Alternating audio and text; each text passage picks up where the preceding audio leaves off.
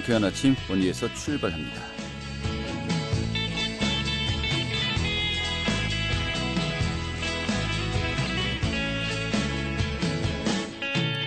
안녕하십니까. 6월의 첫날 월요일 아침에 인사드리겠습니다. 상쾌한 아침 원리에서 출발합니다. 진행이 한태호입니다. 밤사이 강원 영서 지역에 5mm 미만의 비가 내렸습니다. 하지만 낮부터 하늘이 차차 맑아지겠고요. 오늘 낮 최고 기온 24도까지 오를 것으로 예상되고 있습니다. 비가 내리면서 아침에 안개가 또 짙게 끼는 것도 있었습니다만은 출근길에는 큰 무리는 없었습니다. 오늘 준비한 소식도 살펴보도록 하죠. 원주시가 차세대 성장 동력으로 드론 산업을 집중 육성하겠다라고 밝혔습니다. 드론 공모 사업에도 도전하겠다라고 하는데요. 좀 관련된 이야기 들어보도록 하겠습니다.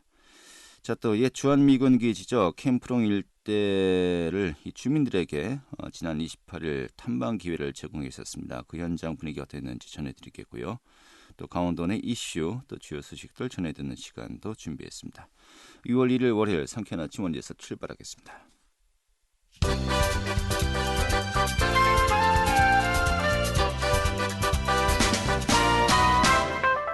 오늘의 주요 뉴스입니다.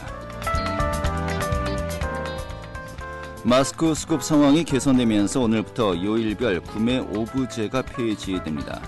이번 개선 조치는 마스크 수요가 안정화되었고 또 생산량이 점차 중대되면서 수급 상황이 원활해짐에 따라서 협의를 거쳐 마련된 것입니다. 하지만 주당 구매 가능한 마스크 수량은 3장으로 유지하기로 했고 또 18세 이하는 일주일에 5매까지 구매가 가능합니다. 원주시의 긴급재난지원금 방문 접수와 또 지급이 오늘부터 시작됩니다.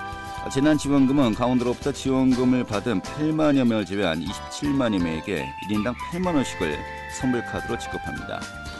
오는 8월 18일까지 마스크 오부제와 동일한 방식으로 월요일부터 금요일까지 세대제 출생연도 끝자리에 따라서 주소지 읍면동 행정복지센터를 방문해 신청 및 수령을 하면 됩니다.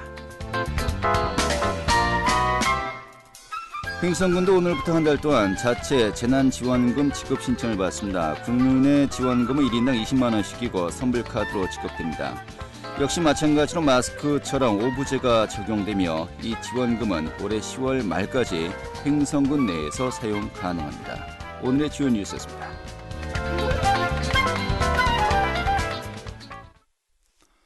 네, 원주시가 드론 산업을 또 차세대 성장 동력으로 삼겠다라고 발표했고요. 또 이에 대한 여러 가지 좀 조례 등도 제정이 되고요. 또 여러 준비 작업이 이루어지고 있는데 오늘 좀 자세한 내용 살펴보도록 하겠습니다. 지난 4월이죠. 광문군 의원 대표 발의로 또 시 드론 활용의 촉진 및 기반 조성 지원 조례가 제정되었습니다만은 광문군 의원 연결해서요. 이야기 직접 들어보도록 하겠습니다. 의원님.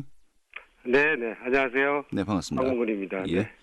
자, 원주시가 최근에 이 드론 산업을 집중적으로 육성하겠다라고 이제 밝혔습니다만은 이 차세대 성장 동력으로 드론을 주목하는 이유 먼저 어떤 것인지 좀 설명 부탁드리겠습니다. 네, 세상이 많이 변하고 있는 거죠. 우리나라도 이런 변화에 발을 잘 맞추고 있는 것이고요. 국토교통부에서 나온 이야기를 좀 말씀드려보면 2025년쯤에 우리나라의 드론 제작 시장은 그 규모가 한 1940억 원, 그러니까 한 2천억 원 정도 될 거라고 하던데요. 여기다 이 드론을 활용하는 시장들까지 합치면 6,300억 원 정도가 넘는다고 하던데, 조직도 2차관 직속에다가 미래 드론 교통 담당관이라고 하는 직책도 마련해 놓고 드론 산업을 육성하기 위한 전담 조직을 운영하고 있다고 합니다. 또 지난 11월에는 그 드론 기술과 드론 산업 발전 시기와 발맞춰서 총 35건의 규제도 개선한다는 장기적 전략도 마련했다고 하던데요. 이런 내용들을 보면 앞으로도 그 제도의 개선과 드론의 그 진흥 정책은 꾸준히 추진될 것으로 보입니다. 이러니 20여 개의 지방자치단체에서 그 드론과 관련해서 조례도 제정하고 전담 조직도 구성하는 등 빠른 대응 움직임들을 보이고 있다고들 합니다. 미리 준비된 도시는 아무래도 지원을 더 많이 그리고 더 먼저 받게 될 가능성이 많겠죠. 그만큼 그 성장 잠재력이 많은 산업 분야라는 반증이기도 한 것입니다. 이럴 때 우리 원주는 이미 시의 조례를 만들어 놓고 기다리고 있던 그런 형국이 된 거고요. 네, 알겠습니다. 자, 이런 건 지난 4월이죠. 좀 줄여서 이야기하겠습니다. 드론 관련 지원 조례가 제정이 되었습니다만은 이게 어떤 내용입니까? 그 드론이 그 4차 산업 중 그 핵심 산업으로 좀 부상 중이라 좀 체계적으로 그리고 또 효율적으로 키우기 위해서 필요한 사항들을 좀 규정한 내용인데요. 드론 산업이 발전하도록 그 기반을 조성케 했고 또 그 드론 산업과 관련된 그 성장되면서 드론으로 인한 시민들의 생활 편익이나 경제에도 한몫을 좀 할 수 있도록 좀 했습니다. 그래서 원주시장이 드론 산업의 육성을 위해서 기본 계획과 시행 계획을 좀 수립하고 그 시행한 실적과 평가를 정책할 위원회도 좀 두게 했습니다. 그리고 네. 드론 전문 인력도 양성하고 드론 산업의 저변 확대와 국제 협력 또 해외 진출도 좀 확대하도록 했죠. 그래서 기술 개발도 지원할 수 있도록 좀 명시도 했고 드론 산업진흥센터도 앞으로 좀 운영하게 될 겁니다. 알겠습니다. 자, 근데 지금 말씀하신 걸 들어보면요, 지금 하나의 그 청사진만 이제 밝힌 거 아니겠습니까? 네. 또 이제 앞으로 어떻게 할 것이다, 또 아니면 할 수 있다라는 정도로 이제 선언적인 어떤 의미로 볼 수도 있겠습니다만은 현재 실질적으로 원주에서 추진 중인 드론 관련 산업 어떤 것들이 있습니까? 일단 그 두 가지를 좀 먼저 좀 말씀을 드려야겠는데요. 그 첫 번째는 드론 특구 자유화 구역 지정을 위해서 그 6월 말 국토교통부 공모사업에 도전장을 냈다는 건데요. 만약 드론 특별 자유화 구역으로 지정이 된다고 하면 그 비행 허가나 전파 적합성 평가 같은 것들이 그 면제되거나 간소화될 겁니다. 그 규제도 풀리고 절차도 간소화가 가능해져서 많은 혜택을 받게 되는 데다가 자금도 그 지원을 받게 될 겁니다. 그동안 그 우리 시는 드론과 관련된 성과는 사실 그 없었다고 봐야 합니다. 네. 그 담당 부서도 마련돼 있지 않았고요. 그냥 사업 용도별로 유관 부서의 주관을 좀 한 거죠. 그래서 이제 두 번째가 그 원주시의 그 조직 개편을 좀 말씀드리려고 합니다. 그 원주시의 조직을 개편해 그 첨단 산업관을 만들고 경제문화국에 두겠다는 건데요. 그 한마디로 그동안 드론과 관련한 부서가 없어서 수많은 첨단 산업과 관련된 그 공모 사업에서 속절없이 탈락하거나 아예 참여를 못했었는데 앞으로 전담 부서도 만들고 이를 원주시의 경제 전반을 담당하는 경제문화국에 둔다는 건 앞으로 원주시 경제 성장에 크게 기여할 것이라고 봅니다. 네. 여기에 민간 전문가들까지 함께 참여하면 금상첨화일 거고요. 모르긴 몰라도 그 1년에 수백억 원 이상 국비를 받게 될 아마 발판이 되겠다고 저는 생각을 하고 있습니다. 알겠습니다. 자, 그런데 앞서 말씀하신 것 중에서 현재 전국적으로 20여 개 지자체에서 조례도 이미 제정했고 또 전담 조직도 이미 구성하고요. 또 관련 산업을 이미 육성하고 있는 곳도 상당히 많이 있거든요. 어떻게 보면 원주시 같은 경우는 후발주자인데 이러한 여건을 극복하고도 앞으로 나아갈 수 있는 어떤 경쟁력, 다른 지역에 비해서 그만큼의 잠재력이 많이 있다고 보십니까? 좀 어떤 부분에 대해서 좀 평가를 또 우리가 볼 수 있는지요? 아무래도 지금 드론이 저희들 주력으로 많이 챙기고 있는 관광 산업이 있는데요. 여기에 네. 접목을 시키면 저희들이 좀 좋은 효과를 보지 않겠나 이런 생각을 갖고 있습니다. 그래서 간현이라든가 신촌댐, 금대리, 정짓들, 봉산동, 이런 우리가 계획하고 있는 관광전에 접목을 하게 되면 드론 산업이 아마 원주시 관광 산업의 날개를 다는 게 될 겁니다. 산불의 방제나 농약 살포 말고도 하늘에서 촬영하는 포토존 같은 것도 생길 것 같고요. 예. 알겠습니다. 자, 그런데 관광까지 접목을 하면은 장점이 될 것이다라고 말씀하셨습니다만 이거 다른 지역도 마찬가지가 아닌가 싶기도 하고요. 네. 원주가 드론 산업을 육성할 수 있는 다른 지역과 경쟁력에서 이길 수 있는 부분 좀 어떤 점을 이제 있다라고 보십니까? 저희들이 원주가 다른 지역보다 좀 장점인 부분들이 도시와 농촌이 그 함께 어우러진 도시라고 보여지고 있는데 이런 데서 가지고 있는 그 장점들이 좀 있을 수 있고요. 그리고 특히 그 물류와 운송, 그 방공, 방제나 방송, 오락 그리고 뭐 농업, 보험, 건설 분야들이 그 대부분 그 드론의 그 영향을 받는 산업들인데 네. 저희들 원주가 지금 그 전체적으로 보면 그 어떤 수도권의 거점 도시의 역할을 하기가 상당히 유리한 그러한 도시거든요. 그래서 앞으로도 이런 부분들을 저희들이 연구도 하고 잘 좀 챙겨서 한다고 하면 뭐 자율 비행과 뭐 또 관제 기술에 이르기까지 또 통신 기술도 많이 저희들이 효과를 보지 않겠나. 저희는 타 도시보다는 그래도 저희가 유리하게 발빠르게 좀 나갈 수 있다고 보여지는 거고요. 네. 네.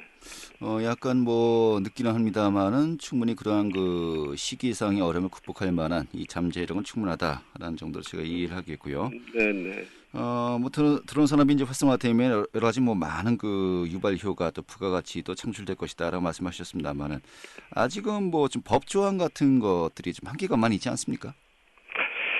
예, 그동안 많았죠. 그지만 이제 바뀌어가고 있습니다. 바로 며칠 전인 5월 1일부터 시행된 드론 활용의 촉진 및 기반 조성에 관한 법률을 보면 드론 산업의 실태 조사도 하고 드론 산업의 협의체 구성과 공공기관과의 연계 등이 담겨져 있거든요.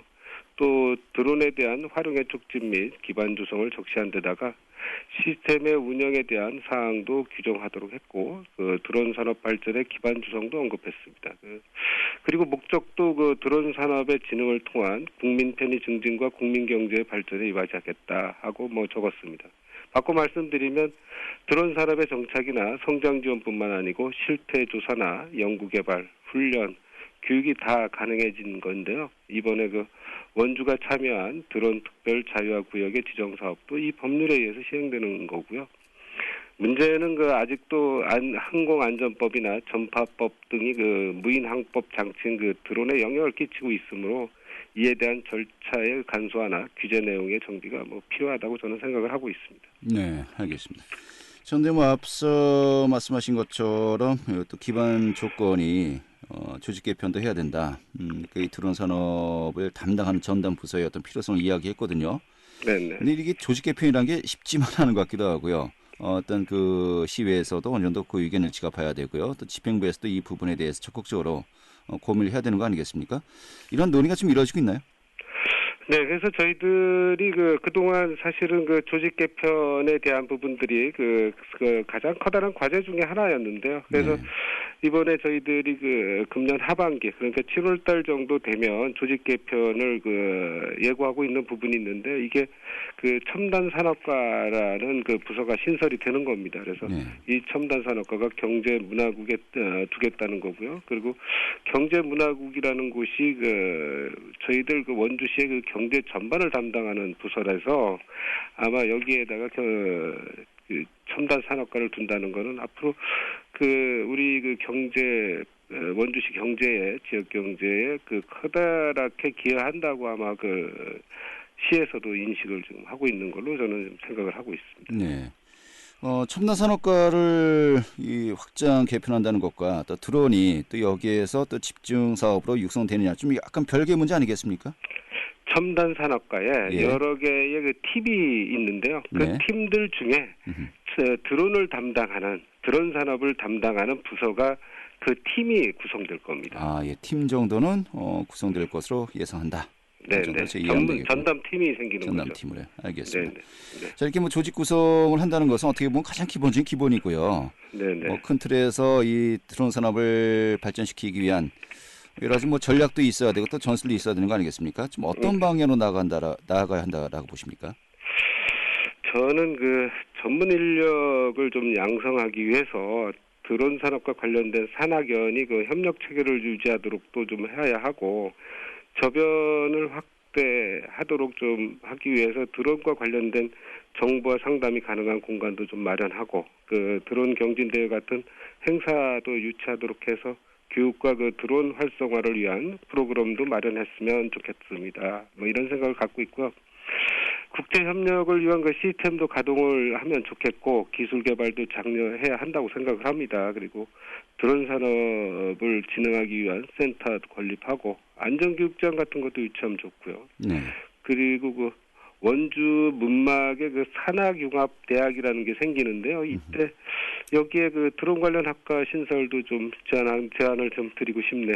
네. 과제가 많네요. 예.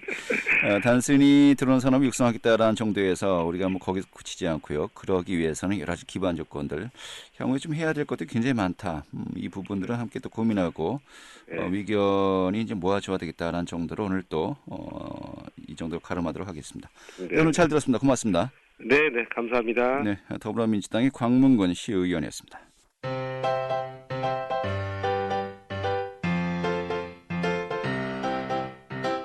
KBS 원주방송국이 유튜브 다시 듣기 서비스를 실시합니다. 매일 아침 강원 영서남부권의 뉴스와 정보를 전해드리는 상쾌한 아침 원주에서 출발합니다는 KBS 원주라디오 유튜브 채널을 통해 다시 들을 수 있습니다.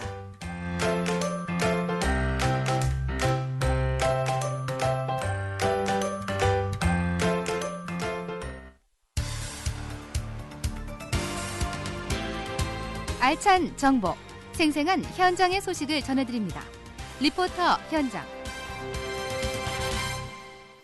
네, 이 원주시 태장동에 위치한 구 캠프롱 부지 지난해 12월에 원주시에 반환되었습니다만은 좀 앞으로도 여러 가지 많은 또 과정들이 남아 있죠. 현재 토지가 어느 정도 오염되었는지 밝혀냈고요. 또 오염도에 따라서 이 복원 과정도 거쳐야 되겠습니다만은 또 이제 최종적으로 이 지역 주민들이 원하는 방향으로 또 캠프롱이 활용돼야 되는 거 아니겠습니까?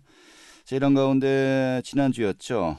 28일 원주시 태장동 주민 60여 명이 함께 또 이 캠프롱 부지를 탐방하는 시간도 가졌다고 하는데요.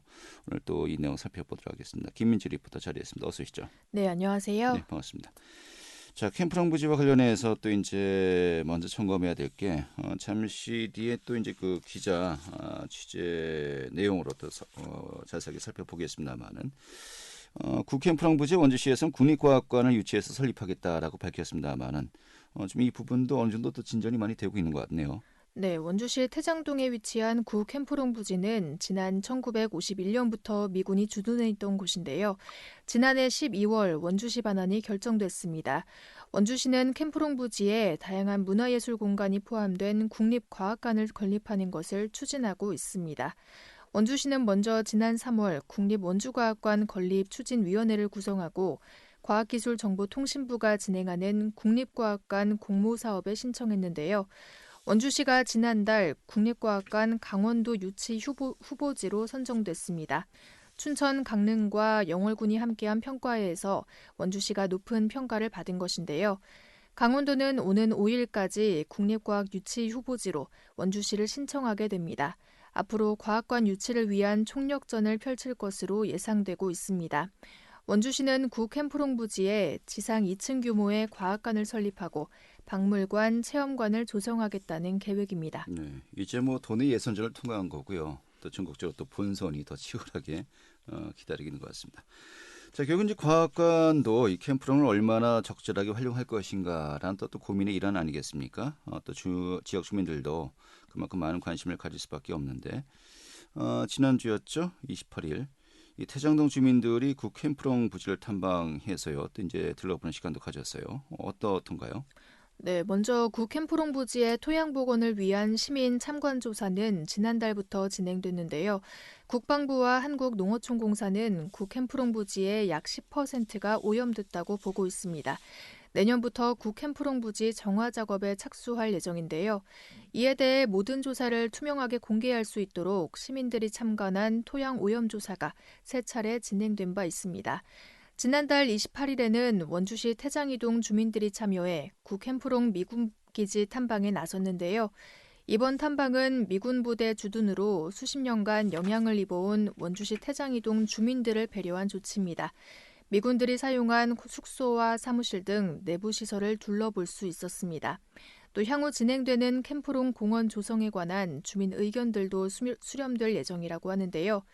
제가 방문했을 때 이미 60명이 넘는 주민들이 구 캠프롱 부지로 올라가고 있었습니다. 부진의 미군 관사를 포함한 여러 건물 안을 구경하며 신기해하기도 했는데요. 또 많은 사람들이 구 캠프롱 부지를 탐방하며 국립과학관이 설립되는 것을 기대했습니다. 지난 28일 진행된 구 캠프롱 부지 주민 탐방 현장 듣겠습니다. 여기 이제 아시겠지만 지금 시설이 정비 너무 이제 노후되고 뭐 좀 상태가 안 좋기 때문에 특히 이제 걸어 다니시는 바닥을 좀 잘 보시면서 다니셔야 돼요. 넘어질.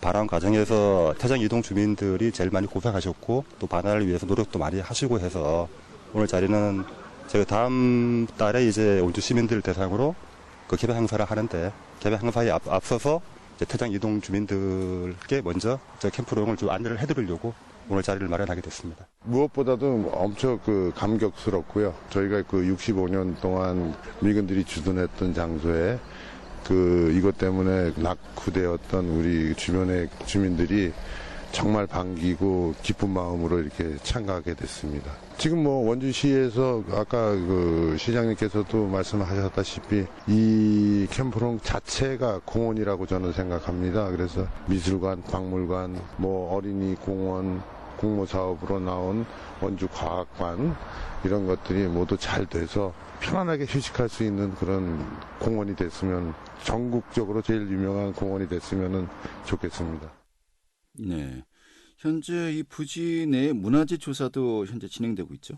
네, 지난 2014년에 작성된 환경오염조사 보고서에 따르면 구 캠프롱 부지에는 매장소 3곳과 62개의 묘지, 또 7개의 석조물에 문화자원이 존재할 것으로 추정되고 있는데요. 지난달 28일부터 원주 구 캠프롱 부지에 위치한 근대문화재 현지 조사가 진행됐습니다. 이날 조사에는 전문가들이 참가해 캠프롱 부지 내 문화재 등록 여부를 검토했는데요. 이에 대해 국방부와 의견을 조율해 협의를 진행할 것으로 보입니다. 원주시는 구 캠프롱 부지에 있는 건축물을 최대한 보존하자는 입장입니다. 네, 알겠습니다. 오늘 잘 들었습니다. 네, 감사합니다. 네, 김민지 리포터였습니다.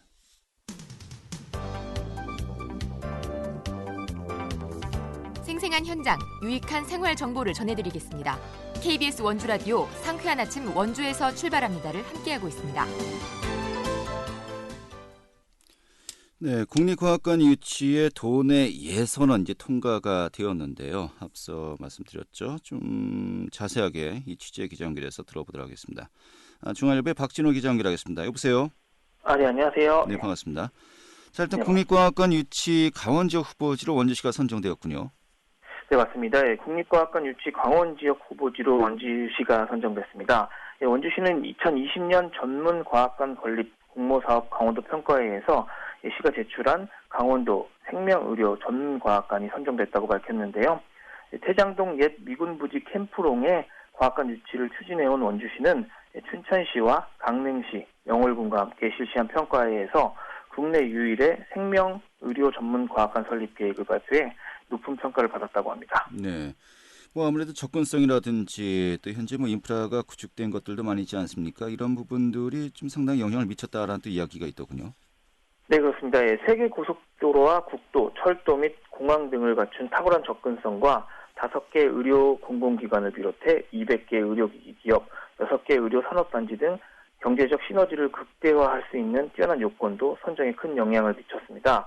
원주시는 캠프롱 내 4만여 제곱미터 부지에 국비 등 350억 원을 들여 지하 1층, 지상 2층 규모의 과학관을 설립해 생명, 건강, 의료와 관련된 과학기술 제품을 전시 교육하는 박물관을 조성할 계획이고요. 과학관에는 생명과학, 의료기술, 의료산업, 의료사회학 특별전시관 및 체험관과 상업센터 등이 만들어진다고 합니다. 네. 자, 원주시 차원에서 상당한 많은 공을 들이고 있지 않습니까? 지난 4월 같은 경우는 부시장을 또 위원장으로 추진위원회도 또 구성이 되었었죠. 예, 맞습니다. 원주시는 김광수 부시장을 위원장으로 하고 시도위원, 교육지원청, 강원연구원, 원주지속가능발전협의회, 태장이동주민자치위원회 관계자 등으로 추진위원회를 구성했습니다.